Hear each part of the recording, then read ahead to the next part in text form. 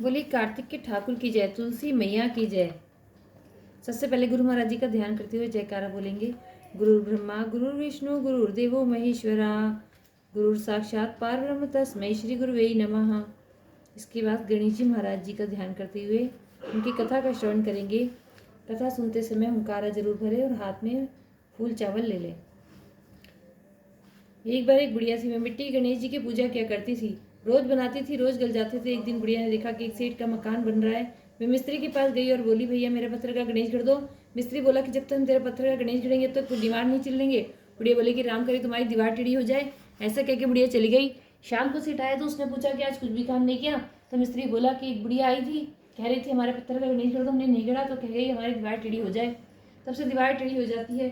सेठ ने बुढ़िया को बुलाया कि हम तुम्हारे सोने के गणेश जी गढ़वा देंगे, तुम हमारी दीवार सीधी करा दो। सेठ ने बुढ़िया को सोने के गणेश जी गढ़वा दिए, उसकी दीवार सीधी हो गई। जैसे सेठ के बिगड़े काम सीधे करे ऐसे हम सबके करना। कहते सुनते हुंकारा भरने वालों के करना। बोलिए गणेश जी महाराज की जय। कार्तिक महात्म 18वां अध्याय।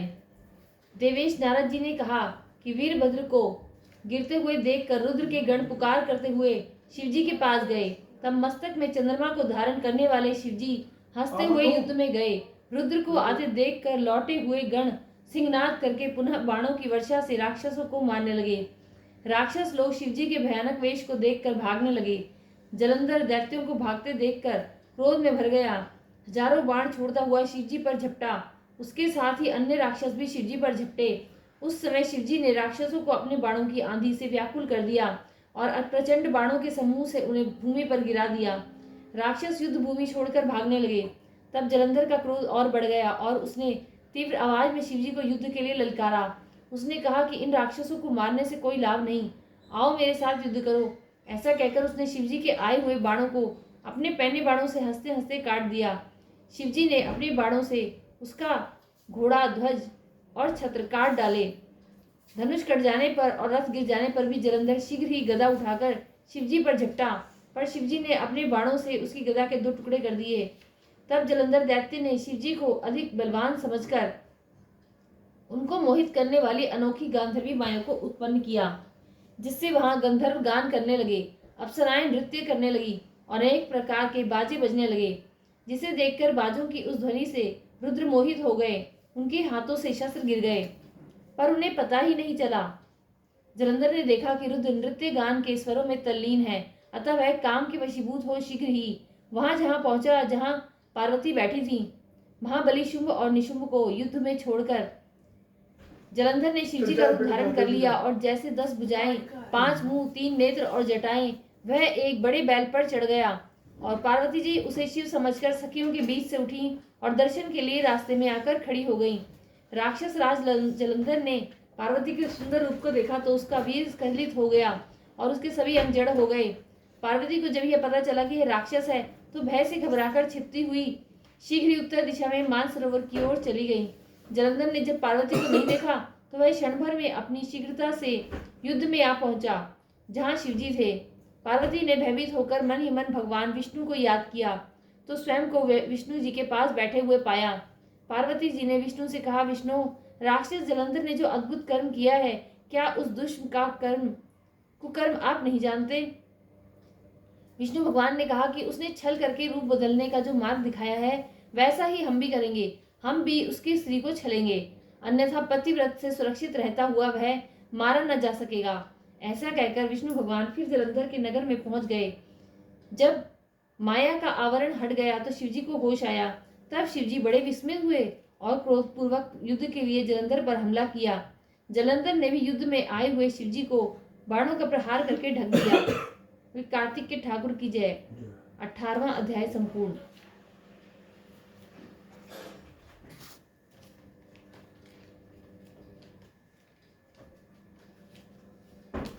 नितनेम बाबा सीता माता की कथा। राम आए, लक्ष्मण आए, देश के पुजारी आए, नितनेम का नेम लाए, आओ राम बैठो राम, तपी रसोई जीमो राम, माखन मिश्री खाओ राम, दूध बताशा पियो राम, सूत के पलका पोठो राम, शाल दुशाला ओढ़ो राम, राम सवारे सबके काम, खाली घर भंडार भरेंगे, सबका बेड़ा पार करेंगे, जब बोलो श्री राम ही राम, श्री राम जय जय राम। सीता माता कहानी कहा करती थी, श्री राम जी सुना करते थे। एक दिन भगवान राम को किसी काम से बाहर जाना पड़ गया।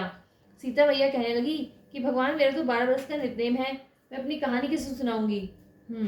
भगवान बोले कि ऐसा करियो, कुएं की पाल पर जाकर बैठ जाइयो, औरतें पानी भरने आएंगी तो तेरी कहानी सुन लेंगी। बोली अच्छा। सीता माता कुएं पर जाकर बैठ गई। एक बहू आई, रेशम जरी की साड़ी पहन रखी थी, सोने का घड़ा ले रखा था। सीता मैया बोली कि बहन मेरा 12 वर्ष का नित्यनेम सुन ले। बहू बोली कि मैं तेरा 12 वर्ष का नित्यनेम सुनूंगी तो मुझे देर हो जाएगी, घर में सांस लड़ेगी। कहानी नहीं सुनी। घर आई तो रेशम जरी की साड़ी फट गई, सोने का घड़ा मिट्टी का हो गया। सासू बोली बहू किसका दोष सिर ले आई। बहू बोली सासू जी दोष क्या, कुएं की पाल पर एक औरत बैठी थी, कह रही थी मेरी कहानी सुन ले, मैंने नहीं सुनी तो ऐसा हो गया। अगले दिन सास वही साड़ी पहनकर वही घड़ा ले गई। सीता माता बैठी पाई, मेरी कहानी सुन ले बहन। सास बोली कहानी एक बार छोड़ 4 बार सुनो। राम आए लक्ष्मण आए, देश के पुजारी आए, नित्यनेम का नेम लाए, आओ राम बैठो राम, तपी रसोई जिमो राम, माखन मिश्री खाओ राम, दूध बताशा पियो राम, सूत के बल का पुठो राम, शाल दुशाला उड़ो राम, शाल दुशाला उड़ो राम, जब बोलूं श्री राम ही राम, राम सवारे सबके काम, खाली घर भंडार भरेंगे, सबका बेड़ा पार करेंगे, जब बोलूं श्री राम ही राम, श्री राम जय जय राम। वह बोली बहन कहानी तो मुझे बहुत अच्छी लगी। घर गई तो रेशम जरी की साड़ी हो गई, सोने का घड़ा हो गया। बहू कहने लगी कि सासू जी तुम कैसे कर लाई। बहू तू दोष लगा लाई थी, मैं दोष उतार आई। ऐसी वो कौन थी। वो सीता माता थी, पुराने से नया कर देती हैं, खाली घर भंडार भर देती हैं, लक्ष्मी जी का वास कर दे और जो कुछ इच्छा हो उसे पूरी कर देती हैं। अच्छा सासू जी ऐसी कहानी मुझे भी सुना दो। ले भाई तू भी सुन ले, फिर से कहना ही है। राम आए लक्ष्मण आए, देश के पुजारी आए, नित्यनेम का नेम लाए, आओ राम बैठो राम, तभी रसोई जिमो राम, माखन मिश्री खाओ राम, दूध बताशा पियो राम, सूत के बल का पुठो राम, शाल शाला उड़ो राम, राम सवारी सबके काम, खाली घर भंडार भरेंगे, सबका बेड़ा पार करेंगे, जब बोलो श्री राम ही राम, श्री राम जय राम। बहू कहने लगी कि सासू जी कहानी तो बहुत अच्छी है। सासू बोली कि बहू रोज कह लिया करेंगे। अब सास बहू रोजाना नहाती धोती पूजा पाठ करती, नित्यनेम सीता माता की कहानी कहती। एक दिन उनकी पड़ोसन आई, बोली बहन जरा आँच दे दे। मैं बोली अभी हमने आँच नहीं जलाई। मैं बोली तो तुम 4 बजे से उठकर क्या कर रही हो। हम नहाए धोए पूजा पाठ करी, सीता माता की कहानी कही। मैं बोली इससे क्या होता है। तो सीता माता की कहानी कहने से अटूट भंडार भरते हैं, सारे कार्य सिद्ध हो जाते हैं। पड़ोसन बोली बहन ऐसी कहानी मुझे भी सुना दे। उसने पड़ोसन को भी वही कहानी सुनाई। सीता माता की कहानी सुनने से पड़ोसन को भी बहुत अच्छी लगी और वह भी नित्यनेम सीता माता की कहानी कहने लगी। सीता माता ने उसके भी भंडार भर दिए। हे मेरी सीता माता जैसे उन सबके भंडार भरे ऐसे मेरे भरियो, लक्ष्मी का वास हो अन्नपूर्णा का वास हो, कहते सुनते हुंकारा भरने वालों के भरियो। बोलो सीता माता की जय, श्री रामचंद्र जी की जय। तुलसी माता की कथा। कार्तिक के महीने में सब कोई तुलसा माता को सींचने जाती। सब कोई तो सींच के आ जाती, पर एक बुढ़िया माई आती और रोजाना तुलसा माता से कहती कि तुलसा माता सबकी दाता, मैं बिरला सींचू तेरा, तू कर निस्तारा मेरा। तुलसा माता अडुआ दे लडुआ दे, पीताम्बर की धोती दे, मीठा मीठा घास दे, बैकुंठ का वास दे, चटके की चाल दे, पटके की मौत दे, चंदन का काट दे, झालर की झिंकार दे, साई का राज दे, दाल भात का जीवन दे, 11 का दिन दे, कृष्ण का कांधा दे। इतनी बात सुनते ही तुलसा माता सूखने लगी। भगवान ने पूछा कि तुम्हारे पास तो इतनी औरतें आती हैं तुम्हें जिमावे गावे, तो भी तुम कैसे सूखने लगी। तुलसा माता ने कहा कि एक बुढ़िया माई आती है जो रोजाना इतनी बात कहकर जाती है। मैं और तो सब कुछ दे दूंगी, पर आप श्री कृष्ण जी का कांधा कहाँ से दूंगी। थोड़े दिन बाद बुढ़िया माई मर गई, पर सबको उसको उठाने लगे, पर वह इतनी भारी हो गई कि किसी से उठे ही नहीं। सब कोई कहने लगे कि पाप घाट की माला फिरती थी क्या जो इससे इतनी भारी हो गई। भगवान बूढ़े रावण का रूप धारण करके आए। सबसे पूछने लगे कि इतनी भीड़ क्यों हो रही है। सब बोले कि बुढ़िया मर गई है, किसी से नहीं उठती। तब भगवान बोले कि इसके कान में मुझे एक बात कहने दो तो ये उठ जाएगी। सबने कहा कि तू भी मन की निकाल ले। भगवान ने जाकर उसके कान में कहा कि बुढ़िया माई तू बिरला सींचे मेरा, मैं करूँ निस्तारा तेरा। बुढ़िया माई अडुआ ले गडुआ ले, पीताम्बर की धोती ले, मीठा मीठा घास ले, बैकुंठ का वास ले, चटके की चाल ले, पटके की मौत ले, चंदन का काट ले, झालर की झिंकार ले, साई का राज ले, दाल भात का जीवन ले, 11 का दिन ले, कृष्ण का कांधा ले। इतनी बात सुनते ही बुढ़िया माई हल्की हो गई। भगवान कंधे पर ले गए, उसकी मुक्ति हो गई। हे मेरी तुलसी मैया जैसे उसकी मुक्ति करी ऐसे हमारी करियो। कहते सुनते हुंकारे वाले करने वालों की दियो, हमारे सारे परिवार को दियो। जैसे उसका कांधा दिया वैसे सब किसी को दियो। बोलो तुलसी माता की जय, कार्तिक के ठाकुर की जय।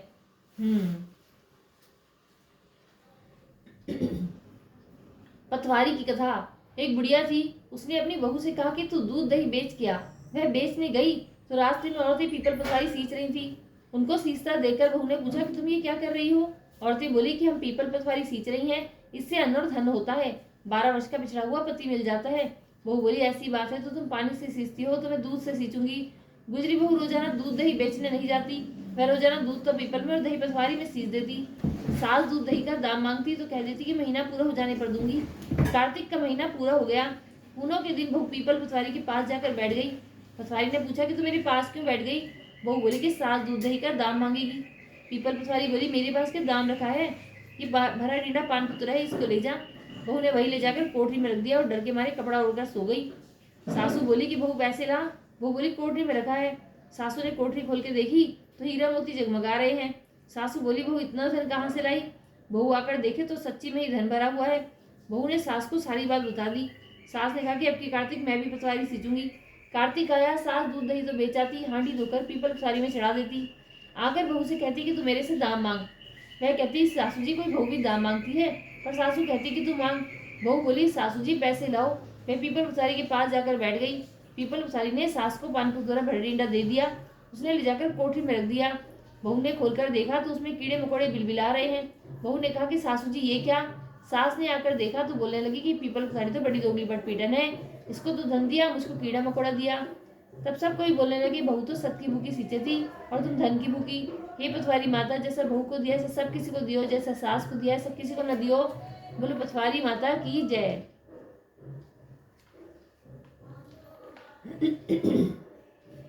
शुक्रवार की कथा। एक सास बहू थी। बेटा काम धंधा किया करता, महीने 2 महीने में आया करता। सास शुक्रवार की मूर्ति सिंहासन पर बैठाकर पूजा करती थी। एक दिन सास बोली कि मैं तीर्थ करने जाऊंगी, तो मेरी शुक्रवार की पूजा कर लेना। सास चली गई। बहू ने नहा धोकर काम धंधा करके खा पी लिया। शुक्र महाराज जी को गुस्सा आ गया। तरह तरह की विपत्ति आ गई। बच्चे बहुत बीमार हो गए। लड़के का भी काम छूट गया। बीमारी में सब पैसा खत्म हो गया। घर में झाड़ पोंछ कर शुक्र महाराज की मूर्ति को कूड़े में डाल आई। लड़का बहुत बीमार हो गया। सास तीर्थ करके वापस आई तो घर को देखकर बहुत दुख हुआ। रात को सपने में शुक्रवार महाराज ने कहा कि तेरी बहू ने तो मेरी पूजा ही नहीं करी है, सारा धन तो नष्ट हो गया है। सुबह उठकर देखे तो शुक्र महाराज की मूर्ति नहीं है। बहू से बोली कि शुक्रवार की मूर्ति कहाँ है। बहू बोली कि मुझे नहीं पता। सास घर बुहार कर कूड़ा फेंकने गई तो वहां शुक्रवार की मूर्ति पड़ी मिली। वहां से उठाकर बड़े नहलाकर प्रेम से पूजा की, विनती की, आरती की। सास बहू रोजाना शुक्रवार के व्रत करने लगी। लड़के का काम लग गया, बीमारी ठीक हो गई। बेटा बोला कि हमारी बुद्धि खराब हो गई थी जो कूड़े में शुक्रवार की मूर्ति को फेंका है। सास बोली कि हे शुक्र महाराज, जैसे बेटा बहू से रूठे वैसे किसी से ना रूठे। सास ने ऐसे सब किसी कही हो, कहते सुनते हुंकारा भरने वालों कही हो। बोले शुक्रवार महाराज की जय। धर्मराज जी की कथा। एक बुढ़िया माई थी, वह व्रत नियम बहुत रखती थी। एक दिन भगवान के घर से यमदूत लेने आए। बुढ़िया माई यमदूत के साथ चली गई। आगे गहरी नदी बह रही थी। बुढ़िया माई डूबने लगी। तब यमराज जी ने पूछा कि माई गाय दान की हुई है क्या। तब बुढ़िया माई ने मन में गाय माता का ध्यान किया तो गाय माता उपस्थित हो गई। गाय की पूंछ पकड़कर बुढ़िया माई नदी पार हो गई। आगे गई तो काले कुत्ते खाने दौड़े। तब यमराज जी ने पूछा कुत्ते को रोटी दी है क्या। बुढ़िया माई ने मन में कुत्ते का ध्यान किया तो कुत्ते चले गए। आगे चली तो काले कोई बुढ़िया माई को चोंच मारने लगे। तब यमराज जी ने कहा कि ब्राह्मण की बेटी को सिर में तेल लगाने को दिया है कि नहीं। बुढ़िया माई ने ब्राह्मण की बेटी को याद किया तो कोई ने चोंच मारना छोड़ दिया। आगे गई तो पैरों में कांटे चुभने लगे। तब यमराज जी ने कहा कि चप्पल दान की है क्या। बुढ़िया माई ने याद किया तो चप्पल पैरों में आ गई। आगे चली तो चित्रगुप्त जी ने यमराज जी से कहा कि आप किसको ले आए हो। तब यमराज जी ने कहा कि बुढ़िया माई ने दान पुण्य तो बहुत किया है, पर धनराज जी का तो कुछ नहीं किया, इसलिए आगे का द्वार बंद है। तब बुढ़िया माई बोली कि मुझे 7 दिनों के लिए धरती पर जाने की आज्ञा दो। 7 दिनों तक कहानी सुनकर उद्यापन करने के बाद वापस आ जाऊंगी। बुढ़िया माई वापस धरती पर आ गई। पूरे गांव में खबर फैल गई कि बुढ़िया माई भूतनी का रूप धारण करके आ गई है। वह सब जब अपने घर को गई तो बहू बेटे ने भूतनी समझकर घर के द्वार बंद कर दिए। तब उसने अपने बहू और बेटे से कहा कि मैं भूतनी नहीं हूँ, मैं तो धनराज जी के कहने अनुसार वापस आई हूँ। मैं नियम अनुसार प्रत्येक दिन धनराज जी की कहानी सुनकर उद्यापन करके वापस परलोक चली जाऊंगी। यह सुनकर बेटे ने उद्यापन की पूरी सामग्री एकत्रित कर दी, लेकिन कहानी का हुंकारा नहीं भरा। तब बुढ़िया माई पड़ोसन के पास गई और बोली कि मेरी कहानी सुन ले बहन। पड़ोसन ने कहानी सुनी और हुंकारा भर दिया। बुढ़िया माई ने 7 दिनों के पश्चात कहानी सुनाकर सुनकर उद्यापन कर दिया और सभी सामान दान कर दिया। तब धर्मराज जी ने बुढ़िया माई के लिए धरती पर विमान भेजा। विमान देखकर सभी गांव से स्वर्ग जाने को तैयार हो उठे। बुढ़िया माई बोली कि मेरी कहानी तो सिर्फ पड़ोसन ने सुनी है। तो सभी गांव वालों ने बुढ़िया माई के पांव पकड़ लिए और धर्मराज जी की कहानी सुनाने का आग्रह किया। कहानी सुनने के बाद सभी विमान में बैठकर स्वर्ग पहुंचे। तो धर्मराज जी ने कहा कि मैंने तो सिर्फ बुढ़िया माई के लिए विमान भेजा था, पर यहाँ पर तो सभी गांववासी एकत्रित हो गए। तब बुढ़ी माई ने कहा कि मेरी कहानी इन सबों ने सुनी है, इसलिए आधा पुण्य इनको भी दो। तब धर्मराज जी ने सभी गांववासियों को स्वर्ग का वास दिया। फिर धर्मराज जी महाराज जैसे बुढ़िया माई को स्वर्ग का वास दिया, वैसे ही हमें भी देना। कहते सुनते हुंकारा भरने वालों को देना। बोलो स्वर्ग का वास हो, बोलो धर्मराज जी की जय, यमराज जी की जय। पोपा बाई की कहानी। एक पोपा बाई थी, वह व्रत नियम बहुत रखती थी। एक दिन अपने भाई भाभी से बोली कि मैं शादी नहीं करूंगी, मेरी झोपड़ी गांव के बाहर बनवा दो। और गांव की स्त्रियों से कहा कि आप अपनी गाय और बछड़े मेरे यहाँ घास फूस चरने को भेज दिया करो, बचा खुचा खाना मुझे भेज दिया करो। एक दिन नगर का राजा शिकार खेलने जंगल में गया। जंगल में झोपड़ी देखकर वह वहीं रुक गया और बोला कि इस झोपड़ी में कौन रहता है। जब अंदर से कोई आवाज नहीं सुनाई दी तो वह बारंबार दरवाजा खड़खड़ाने लगा। तब पोपा बाई बोली कि कौन है जो मेरे द्वार पर आवाज दे रहा है। राजा ने कहा कि मैं इस नगर का राजा हूँ और तेरे साथ शादी करूंगा। तब पोपा बाई ने कहा कि जहाँ से आए हो वहीं चले जाओ, मैं पराये पुरुष का मुंह नहीं देखती। राजा जबरदस्ती पोपा बाई को उठाकर ले जाने लगा। रास्ते में पोपा बाई ने राजा को श्राप दिया कि उसका सारा राजपाट नष्ट हो जाए। जब वह अपने नगर में पहुंचा तो रानी कहने लगी कि आप इसको इसकी झोपड़ी में वापस छोड़ाओ। राजा जब पोपा बाई को छोड़ने गया तो रास्ते में पाप की नदी बह रही थी। राजा उस पाप की नदी में डूब गया। पोपा बाई धर्मराज जी के यहाँ पहुंची तो धर्मराज जी ने पोपा बाई को स्वर्ग का राज दे दिया।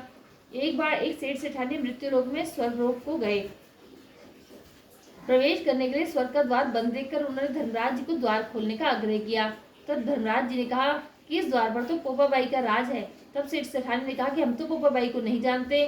तब धर्मराज जी ने कहा कि 7 दिन मृत्यु लोक में जाकर 8 कपड़ा में राई भरकर 5 कपड़ा ऊपर रखकर कहानी सुने, उद्यापन करें और कहें कि राज है पोपा बाई का, लेखा लेगी राई राई का। बोलो पोपा बाई की जय, कार्तिक के ठाकुर की जय, तुलसी माता की जय। इसमें घी रख ले, इसमें घी रख के। 9 ग्रहों की कथा। 2 भाई बहन थे। भाई अपनी बहन से मिलने जावे था। रास्ते में सर्प बैठा बोला कि मैं तुझे डसूंगा। वह बोला तू मुझे मत डस, मैं अपनी माँ का एक ही बेटा हूँ, अपनी बहन का एक ही भाई हूँ। नहीं तेरे 9 ग्रह की दशा लग रही है, मैं तो तुझे अभी डसूंगा। तो अच्छी बात है, मैं अपनी बहन से मिलाऊं, आती बारी डस लियो। क्या पता तू इस रास्ते आवे ना आवे, मैं तो अभी डसूंगा। अच्छा तू मेरे थैले में बैठ जा। सर्प थैले में बैठ गया, ऊपर से बेल पत्ते ढक लिए। भाई बहन के घर गया।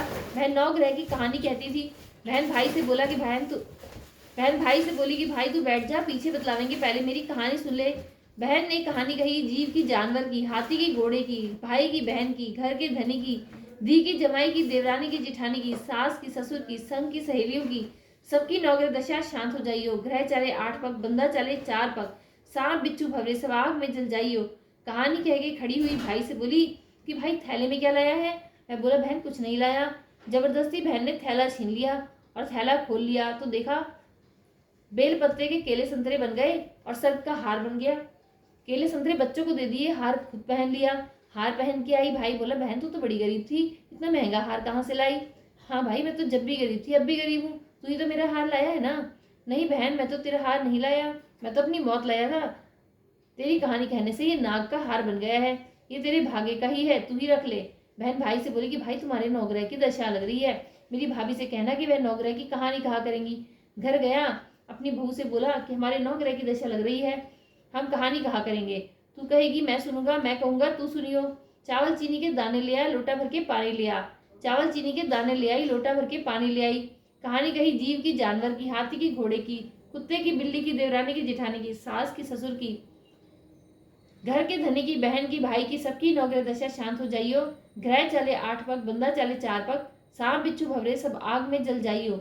आज वार, शनिवार, रविवार, सोमवार, मंगलवार, बुधवार, बृहस्पतिवार, शुक्रवार, शनिवार, 8 वारों को नमस्कार, धरती माता को नमस्कार, 9 ग्रहों को नमस्कार। जैसे 9 ग्रह की दशा बहन भाई की उतारी, ऐसे सब किसी की उतारी हो। कहते सुनते हुंकारा भरने वालों की उतारी हो। बोलो 9 ग्रहों की जय, कार्तिक के ठाकुर की जय, तुलसी माता की जय।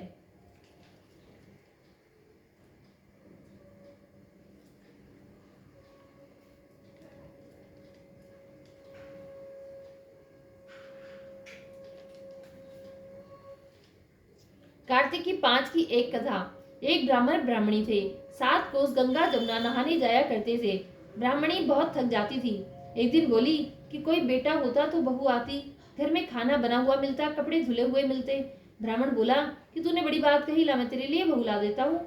एक पोटली में चून बांध दे, उसमें थोड़ी सी मोहर शर्फी डाल दे। उसने पोटली बांध दी।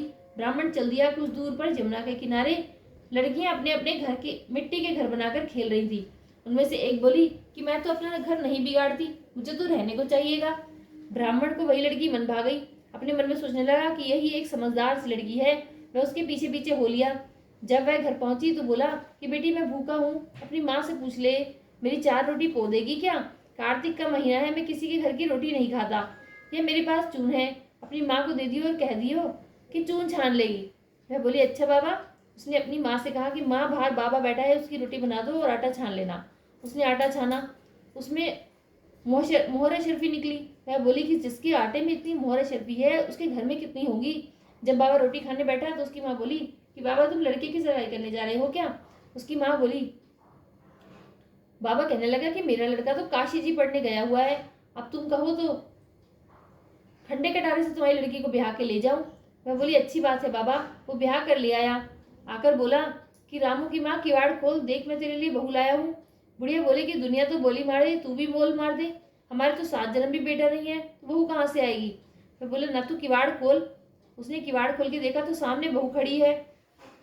सास आदर सत्कार के साथ बहू को अंदर ले आई। बूढ़े बुढ़िया नहाने जाते, बहू सारा काम करती, खाना बनाती, कपड़े धोती, रात को उनके पाँव दबाती। इस तरह से बहुत समय निकल गया। सास बोली कि बहू चूल्हे की आंच न भुनने दियो और मटके का पानी न खत्म होने दियो। एक दिन चूल्हे की आंच बुझ गई। भागी भागी बहू पड़ोसन के पास गई। बोली पड़ोसन मुझे थोड़ी सी आंच दे दो, मेरे चूल्हे की आंच बुझ गई है, मेरे सास ससुर आते ही होंगे, सुबह 4 बजे के गंगा जमुना नहाने गए हुए हैं। पड़ोसन ने कहा कि तू तो बावली है, तुझे तो यूं ही उठा कर ले आए हैं, इनके तो 7 जन्म भी कोई बेटा नहीं है। बहू बोली कि नहीं, इनका बेटा तो काशी जी पढ़ने गया हुआ है। बोली नहीं, झूठ बोला है। बोली अब क्या करूं? बोली उसने कहा कि जली फूकी रोटी कर दे, अलूनी दाल कर दे, खीर की कड़छी दाल में और दाल की कड़छी खीर में कर दे। उसको पड़ोसन की सीख लग गई। उसने ऐसा ही किया। सास ससुर आए, आज तो ना तो आदर सत्कार किया, ना उनके कपड़े लिए, खाना लगा दिया। सासू बोली बहू ये क्या?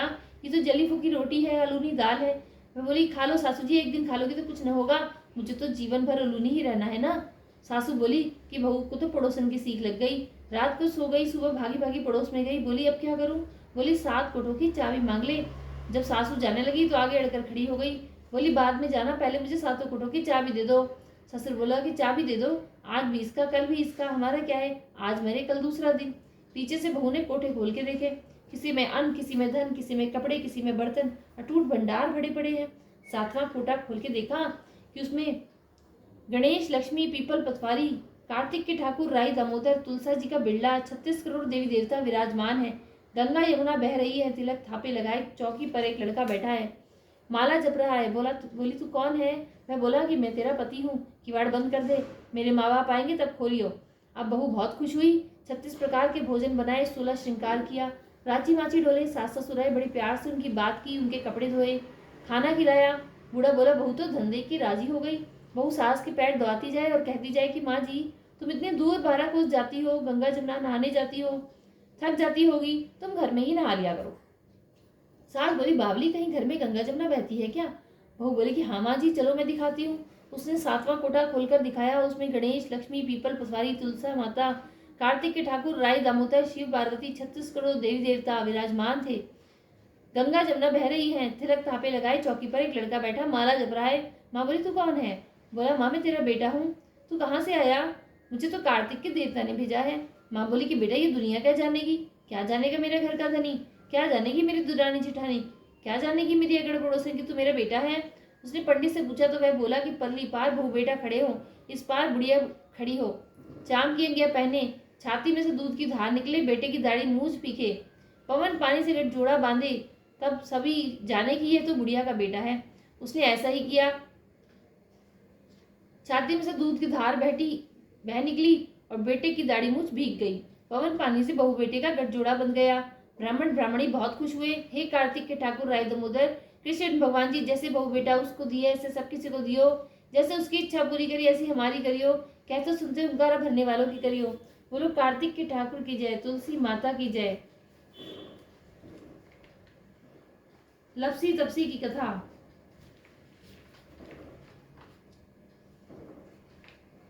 एक लपसी था, एक तपसी था। तपसी तो भगवान की तपस्या करता, लपसी रोजाना सवा सेर का हलवा बनाकर भगवान को भोग लगाकर टाली हिलाकर जीम लेता। एक दिन दोनों में झगड़ा हो गया। लपसी बोला मैं बड़ा, तपसी बोला मैं बड़ा, क्योंकि मैं भगवान की तपस्या करता हूँ। नारद जी बोले कि तुम्हारा फैसला मैं करूंगा। दूसरे दिन तपसी नहा कर आने लगा तो नारद जी ने 1.25 करोड़ की मुद्रा तपसी के आगे गिरा दिया। उसने आंख खोलकर देखा तो मुद्रा बड़ा है। उसने उठाकर पैर के नीचे दबा लिया और तपस्या करने लगा। उधर लपसी ने सवा सेर का हलवा बनाकर भगवान को भोग लगाकर टाली हिलाकर जीम लिया। इतने में नारद जी आए और दोनों को अपने पास बिठाया। दोनों पूछने लगे कि कौन बड़ा है। नारद जी ने तपसी से कहा कि अपना पाँव हटा। पाँव हटाते ही मुद्रा निकला। तब नारद जी बोले कि मुद्रा चुराने से तेरी तपस्या भंग हो गई, इसलिए लपसी बड़ा है। तपसी कहने लगा कि मुझे मेरी तपस्या का फल कैसे मिलेगा। नारद जी बोले कि तेरी तपस्या का फल कार्तिक नहाने वाली देंगी। सब कहानी कहकर तेरी कहानी नहीं कहेंगी तो कार्तिक का फल तुझे हो जाएगा। धोती देकर अंगोछा नहीं देवे, सीधा देकर दक्षिणा नहीं देवे, ब्राह्मण जिमाकर दक्षिणा नहीं देवे, दीवा चास के हाथ न जोड़े तो तेरा पुण्य, कपड़ा दे के बटन न लगाए, दाहिने हाथ का नाड़ा बांधे तो सबका फल तुम्हें हो जाएगा। इतना कह के नारद जी चले गए। बोलिए कार्तिक के ठाकुर की जय, तुलसी मैया की जय। कहानी अच्छी लगे तो चैनल को लाइक और सब्सक्राइब जरूर करें और कमेंट में राधे राधे जरूर लिखें। राधे राधे।